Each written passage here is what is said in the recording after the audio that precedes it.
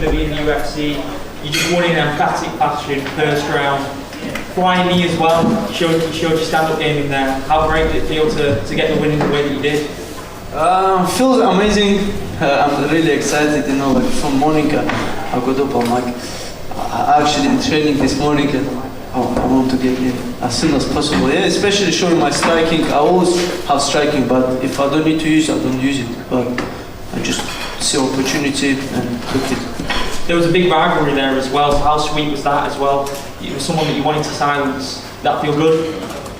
Rivalry? Yeah, there was a big rivalry between you and your opponent there. Like rivalry, I wouldn't say he didn't offended my family, anything like this. Is the guy has a family. I have kid coming up soon. I'm gonna be like youngest father maybe in UFC, I don't know.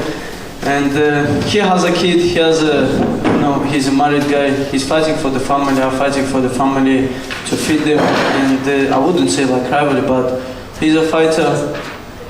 We talk. Nobody gonna back down. You know, when they see each other. So it's normal thing. How proud are you to break records? You know, youngest fighter in the UFC, fighting out of Wigan as well, representing the small town of Wigan on a worldwide stage.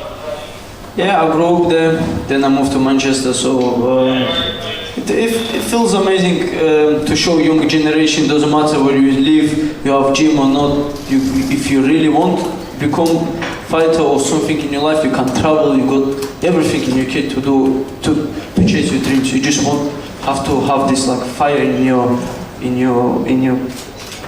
heart, you know, to do something. If you really want to do, you make anything. Mo, first of all, congratulations, mate. Thank you. So you've been fighting, what, 7 years? This is your 30th fight you've had, amateur and pro, and you're only 21 years old, and you've had your first win in the UFC. Just explain that journey, you know, you've had all through the IMAF series, becoming the world champion there. And I said, you're now a UFC winner and 21 years old. How does that feel now, the whole journey? Yes, this is my actually 31st fight, you know, but somebody like make no contents in previous organization where I fought, but it is, of course I had so much experience in the past, so much like travel around the world, even I fought in Australia, like in Bahrain, in everywhere I fought, you know, and I came here already experienced, see the media, backstages, medicals, everything should be done on time. And when I see like fight week in UFC, I'm familiar with everything, and it's like people have a good pressure. I'm like, I've done this. Of course, all fighters have a pressure. We are human beings, you know. It's normal. How important is it that you have travelled the world at such a young age and fought on big stages already? You know, has that made a difference coming in tonight? Definitely. I travel and I haven't fought in UK a long time now, and it was great to put great performance in front of a British crowd in O2 Arena. I was at the O2 Arena in 2016 as a kid. I came here to watch my close friend Rustam Khabilov. I actually was in Hilton Hotel, go see him after the fight, and I'm like, I'm gonna be here soon, and I'm here today. Congratulations, mate. Thank you. Mohamed, you predicted that you were going to get a second round just here. You predicted that you were going to get a second round finish. Obviously, you came away with the second fastest flyweight submission in UFC history. What does adding that kind of accomplishment mean to you? Yes, I predicted. So tonight was like TKO and submission same time. And people like, hey, you cocky guy, why you predict? I'm not cocky. I know I've been 15 weeks away from everyone, training morning, night, and living with the guys in like maybe 5-6 guys in one room, you know, just like concentrate on the training. And I know this all pay off, and the confidence you bring to the cage is what you've done in the past 2-3 months. So I predict that's why I said I was confident, and I said this. You also mentioned before the fight that this was the first time that you had a proper camp going into this fight. How did that give you an extra level of confidence? Yes, to be honest, this is my first proper camp out of all my career, and like without competing in jiu-jitsu, wrestling, and this around. My coach, Garnett, used to tell me, hey, what are you doing? Like before my last professional fight in September, 3 weeks before fight I was competing in different countries for wrestling, and 2 weeks before the fight competing in about 8 matches I had in the grappling tournament. And then I came to fight, you know, with, like I was ill, I had like staph infection, and I still fought and I won against good opponent, and then I understood that I have to concentrate on one thing. You said that you had, you wanted to become a champion, flyweight champion very soon. I think you said within the next 3 years. What do you think is next for you? What would you like next? Top 15 guys.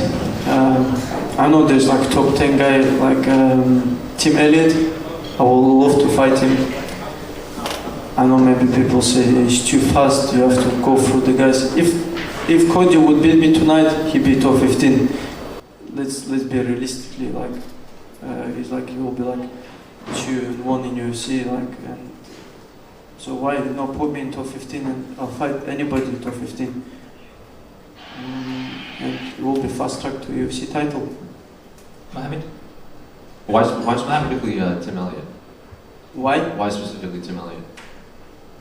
He's been around this game a long time. He fought like Demetrius Johnson. Like the last fight he won, and he's not like some guy just like a losing streak. I want to just batter him, you know. But he's just one of the guys. He's top 10, and I want to fight him. That flying knee that dropped Cody in the ring right out of the gate, given his wrestling pedigree coming into this fight, is that a move that you plan to execute so early, or did you just see it capitalize at the moment? I wouldn't say like he's wrestling like he's high level. He's average fighter. I said this before the fight. I said these all guys are like average normal fighters. They have 2 legs, 2 arms. It's nothing like he's American wrestling. I never see it. He's like I showed him right knee. He dipped down, and then I'm like right knee, left knee, boom. That's it. It wasn't like game plan, you know. Congrats on the win tonight. I know you're used to keeping a busy schedule as an amateur. As a professional, you probably can't fight that much. And now that you've had your 6th fight, have you thought about the adjustment you'll have to make not competing as often? Is that going to be hard for you? No, I think it's the right thing to do. I'm away from title maybe 3 fights, maximum I think maybe 2 fights, and I will fight for the title, and it's not much. I have to like now I'm off of the camp, I'm gonna build my skills and then go back in the camp again and then fight again as soon as possible. I'm not injured, I'm feeling great, and I want to stay busy. And just in terms of, I know you said you have so much experience and much of the amateur scene was very similar to all this, but did you have any nerves tonight, any octagon nerves at all when you walked in? Bro, I think all human beings have nerves, you know.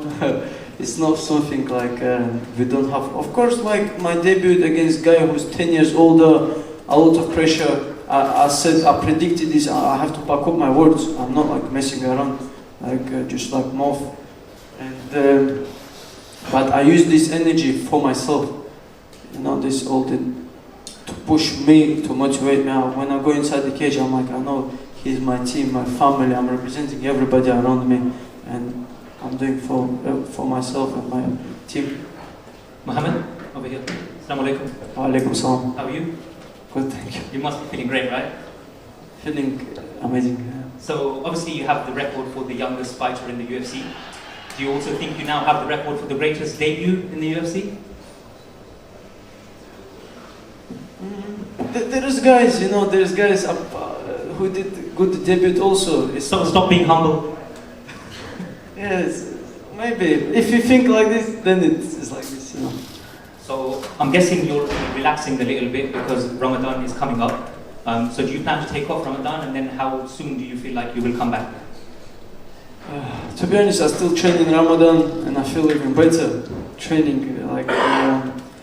And I'm just gonna build more my skills, and then I want to go to America, train, and want to fight in America. My next fight, I think.